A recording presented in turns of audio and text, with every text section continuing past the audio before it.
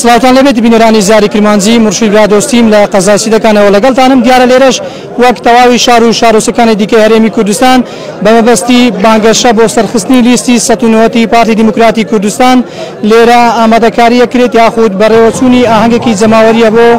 پشتگیریکردن لە لیستی 190 پارتی دیموکراتی کوردستان لێرە جەماوەرێکی زۆری پارتی ئامادەی هەیە ئەندام و لایەنگرانی ئەو حزبە بەشداری ئەو ئاهەنگە جەماوەریان کردووە لە هەمان کاتدا ڕێزدار مەلا مستەفا بارزانی ئامادەی ئەو ئاهەنگە جەماوەریە دەبێت کە لێرە وتارێکی بۆ جەماوەری پارتی دیموکراتی کوردستان دەبێت. من میوانێکم لەگەڵا بەڕێز ئیسماعیل مەلا بەرپرسی لیژنەی ناوچەی سیدەکانی پارتی دیموکراتی کوردستان کاک ئیسماعیل ئەگەر هاوکارم بیت سلااوت لێبێت دەمەوێت بزانین وەکو لیژنەی ناوچەی سیدەکانی پارتی دیموکراتی کوردستان ئەمڕۆ چیتان کردووە و ئەو بانگەشە یاخود ئامانستان لەو ساڵە چییە؟ سەرەتا بەناوی خۆی گەورە میهرەبان زۆر سپاس بۆ جەنابەت ئەوڕۆ بۆ بانگەشەکردنی هەڵبژاردننی پەرلەمانی کوردستان و ئامادەبوونی و حزوری جەنابی مەلا مستەفا بارزانی لێرە ئەوڕۆ حزوریانەبی بۆ ئەوەی ئەو جۆش و خڕۆشە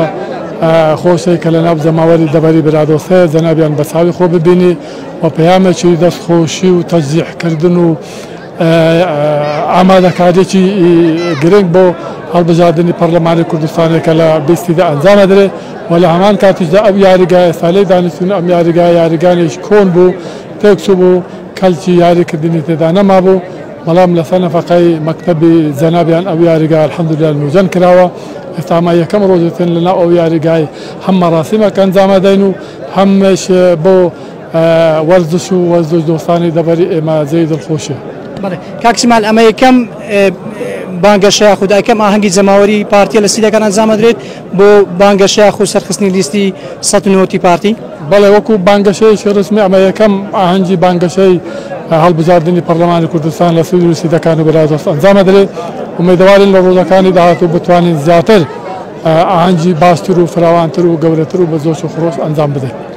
زۆر سپاس بەڕێز ئیسماعیل مەلا بەرپرسی لیژنەی ناوچەی سیدەکانی پارتی دیموکراتی کوردستان. بەڵێ بینەرانی زاری کرمانجی ئەمەی بینیتان وتەکانی بەڕێز ئیسماعیل مەلا بوو بەرپرسی لیژنەی ناوچەی سیدەکانی پارتی لێرە دەبینن جەماوەرێکی زۆری ئەو حزبە بەشداری ئاهەنگێکی جەماوەری یاخود گرتبوونەوەیەکی جەماوەری دەکەن بۆ پشتگیری و پاڵپشتی سەرخستنی لیستی 190 پارتی دیموکراتی کوردستان لە یاریگای چیمەنی دەستکردی لاوانی سیدەکان لەسەر ئەرکی ڕێزدار مەلا مستەفا بارزانی